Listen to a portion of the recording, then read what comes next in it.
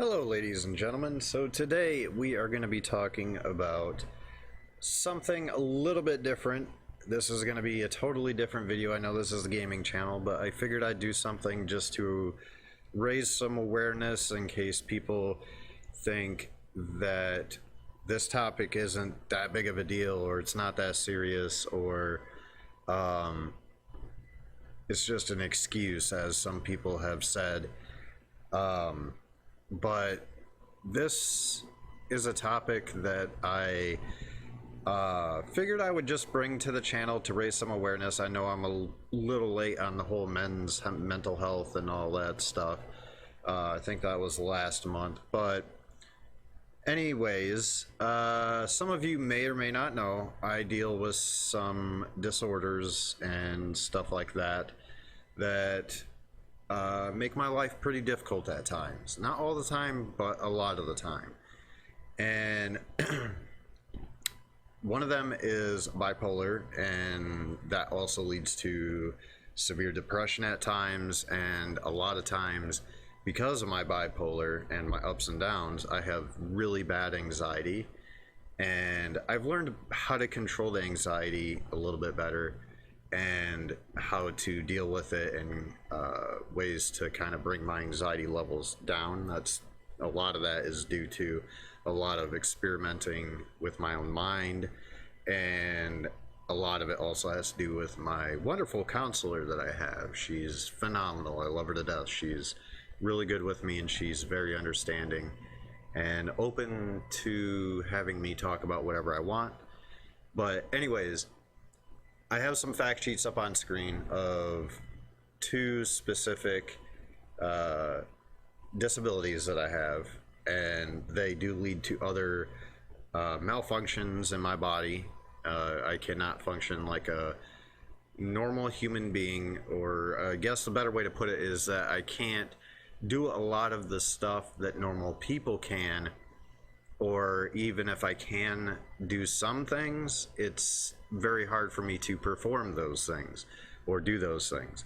So here's some fact sheets, and the first one here is about the bipolar. But with bipolar, you tend to have a lot of ups and a lot of downs, and when you're down, you're usually really foggy in your head. You get a lot of racing thoughts.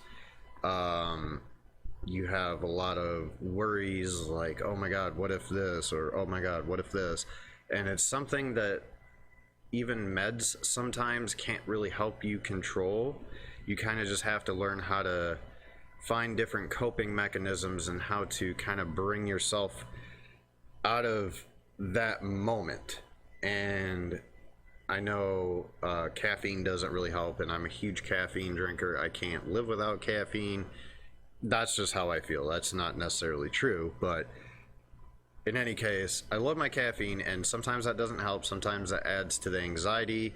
And another thing too with the whole bipolar depression is sometimes you won't necessarily know that you're going through a spell, and it can cause you to have really bad anxiety out of nowhere. And sometimes, like for example, when I am laying in bed trying to go to sleep at night, I will be totally relaxed, I'll feel good, I'll be ready to fall asleep, and then out of nowhere, from going from a blank mind ready to fall asleep, I will start having racing thoughts running through my head, and that starts to get my heart pumping, gets my adrenaline going, and gets my anxiety flaring up, and then it makes it to where I end up having a night of no sleep. Now, given that has gotten a little bit better over time due to me trying to learn how to calm myself down at night when I'm trying to go to sleep and everything, but it still happens, and there's times where I will have sleepless nights, purely zero sleep whatsoever. This has become a rare occurrence nowadays, but the times that it gets like that, I will go up to 5 days without sleep, which is extremely unhealthy. It can cause heart failure, it can cause a lot of different issues, and so I do worry a little bit about that. I've tried different serotonin supplements and stuff like that, and it does not work. I do not know why. The doctors don't know why, but it does not work to help me fall asleep or calm me down or anything like that. It's like my body just acts like it's like I haven't even taken anything to help with that. But on this little fact sheet here, it's not very long, but it's just kind of the basics and what like causes or triggers the bipolar. You can read that while I'm talking, it's no big deal. But yes, bipolar is a little bit more serious than I think a lot of people understand, because it causes you to be a little bit more precautious, and you try to, at least with me anyways, I tend to be a little bit more what do I want to say, like a little bit more like a hermit. I don't like interacting with people. It makes me nervous. I try to at times. I still try to, because it's not always necessarily a good thing to just be alone and not have interaction with people. But it can be hard at times, mainly for the anxiety factor and the constant worrying about, oh my God, what if I say this? What if I say that? Because me personally, when I'm talking to somebody new that I don't know, or I'm trying to talk to a woman, or whatever this is, it could be anybody. It makes my thoughts race really bad, and it causes me to wonder if I'm even saying the right things. And then sometimes I'll go back and I'll be like, oh my God, I'm so sorry, I didn't, I worded that wrong. It messes with my communication skills quite a bit. And I don't know, it just raises my anxiety. It flares it up really bad when I talk to new people, because of all the worries I have going through my head. And usually in the end, I find out there was nothing to really worry about. Like I wasn't being as out there as I thought, and it was just my mind going crazy for no reason. So that's a thing. But yes, it can cause me to be antisocial due to fear and due to the lack of trust in people. That's a mixture of the bipolar and personal experiences. That's not all the bipolar. But yeah, so why don't we move on to the next topic, which is spinal osteoarthritis. This is something that I recently in the last year found out. Before that, I thought I had scoliosis. Come to find out, that is not at all what I have. That's just what they thought I had in the past. But I never had a super thorough look into what was wrong with my spine.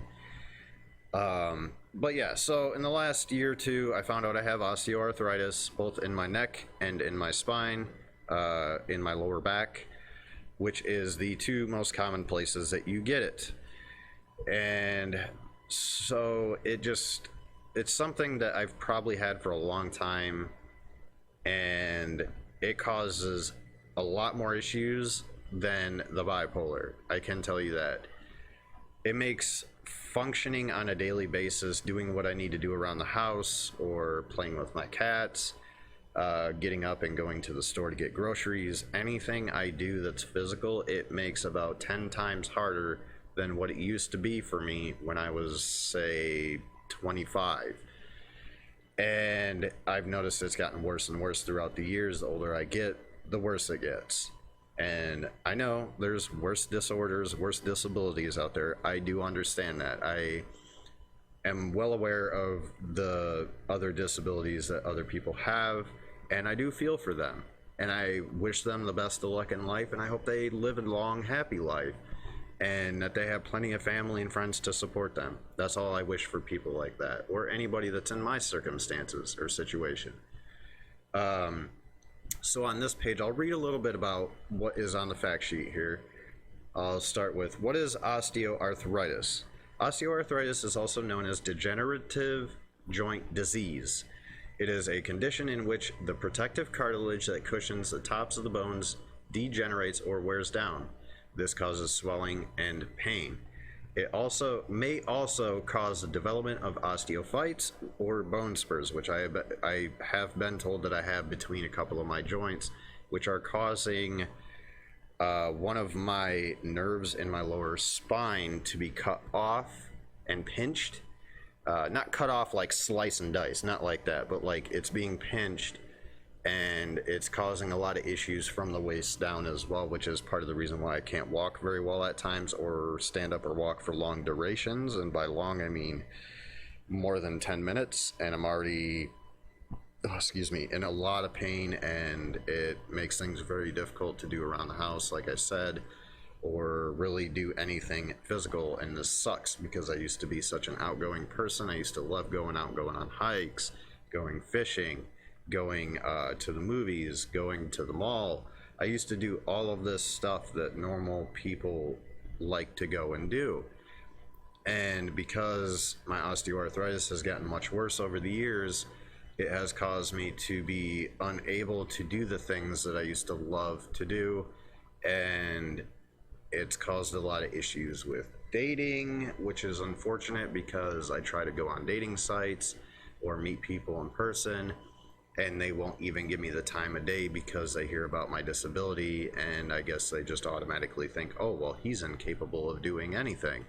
That's not entirely the case. I am incapable of doing a lot of stuff, and I do need help around the house and stuff like that. I do use a walking stick from time to time when I'm in really bad pain or my legs and hips are feeling extremely weak. I do need to use a walking stick, so there is some issues with that.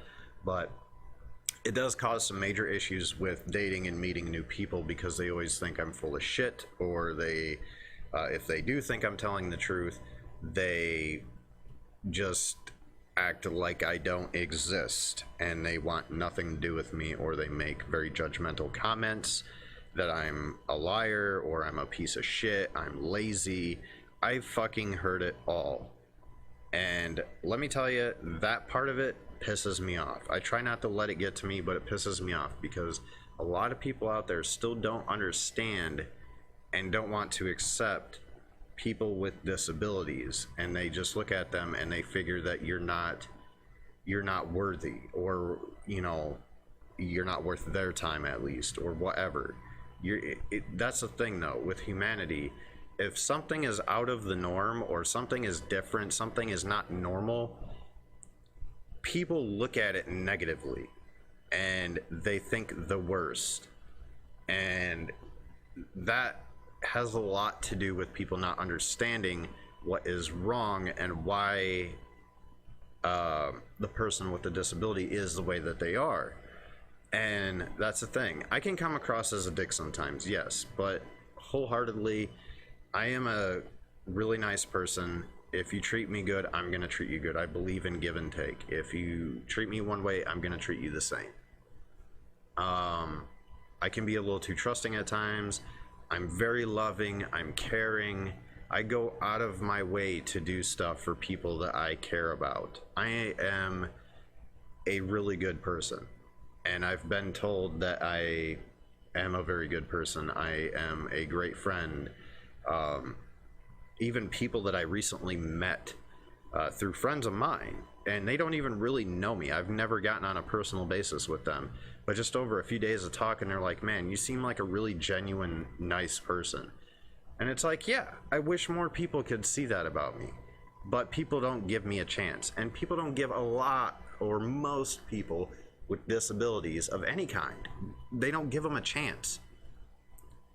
And that's one thing I need to address. That's one thing I want to stress and get out there and get awareness of, is that people, just because they have any disabilities of any kind, doesn't mean that they aren't good people. It doesn't mean that they aren't loving, that they aren't capable of giving love or showing their strength as a person. You know, it doesn't hinder their ability to be a human being, is what I'm saying. And a lot of people make really bad judgment calls against people that have disabilities. And I think it's messed up that that happens, but unfortunately, that is humanity and that is the world we live in. But that is why I'm making this video, is to raise awareness, and so more people can understand, and hopefully more people will ask questions. Excuse me, I gagged on my own saliva. But hopefully more people after this video will start to ask questions to people with disabilities and not be rude about it, and just get to know them as a human being before you make a judgment call and say, oh, well, they're a piece of shit, or ew, that's gross, or oh my God, you're ugly. You know, like whatever the case is, talk to people, get to know them before you make judgments. Because if you don't, you might miss out on a great friend or someone that is just loyal and honest and a good human being. But anyways, let's move on a little bit and read a little bit more about this. What is osteoarthritis of the spine? Blah, blah, blah, is a breakdown of the cartilage, joints, discs in the neck and lower back, which is what I was talking about earlier. And sometimes osteoarthritis, which there's a picture, I'm not going to click on that though. Sometimes osteoarthritis produces spurs and pressure that puts pressure on the nerves, leaving the spinal column. This causes weakness and pain in the arms or legs, which is also what I mentioned a little bit ago. Who gets osteoarthritis of the spine? In general, osteoarthritis happens as people get older. That wasn't my case. I got it from a young age. I've had it since I was about, I want to say like 20. Younger people may get it from one of the several causes.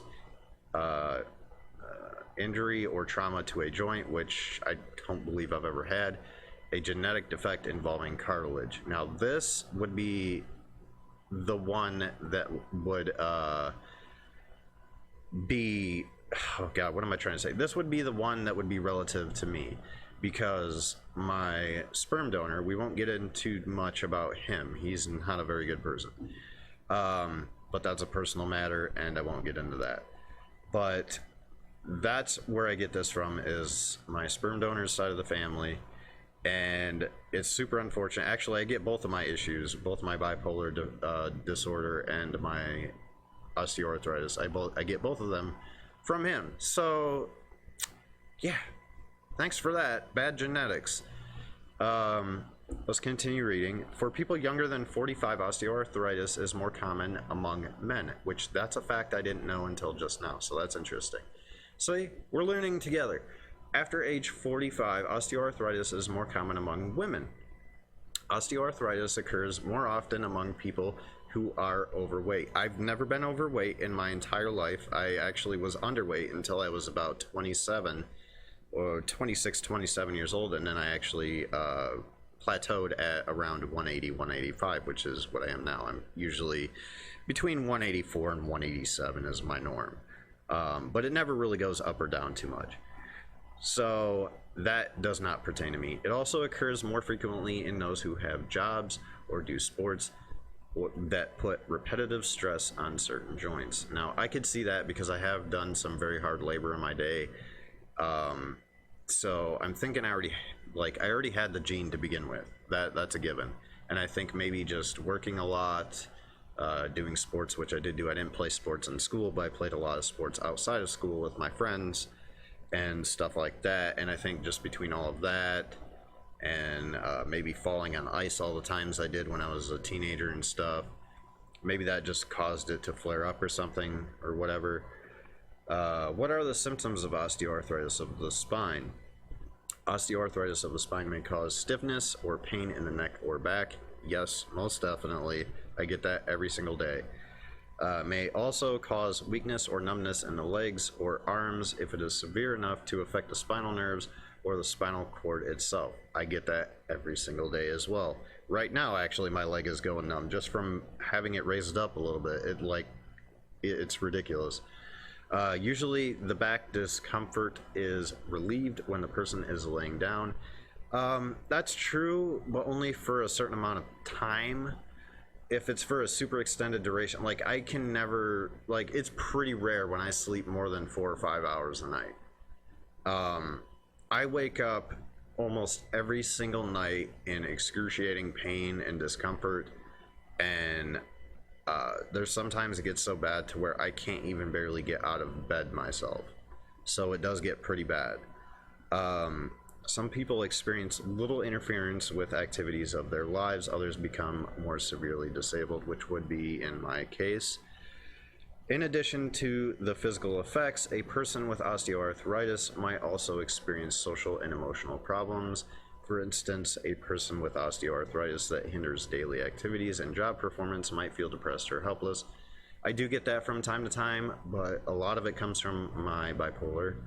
So, but when you mix the two together, yes, I can hit some pretty low lows, so to speak, and it can be pretty rough at times. And I've been trying to get back into dating recently, I will admit that, but it's been very hard because I am a transparent person. Like I am on my YouTube channel, I am like that in real life. I do not BS, I tell people how it is, and that's it. This is me. And telling people about my disabilities has caused some major issues recently, trying to find a woman to even talk to me. And it's very disheartening. It's very discouraging. I'm still trying, but this is part of the reason why I have given up in the past, along with the women that I chose in the past just weren't the best choices. But it can be very disheartening and discouraging, and it can make you feel like nobody wants you or nobody's ever going to talk to me. You know, stuff like that. It can make you feel helpless. It can make you feel useless. And it sucks. It really sucks. Because for me, it's hard to even get up and walk around a lot of times. And when I do walk around, I can only walk around and stand up and do physical activities for a few minutes, like 10 or 12 minutes at a time. And then I need to sit down and take a break for like 20 minutes or so.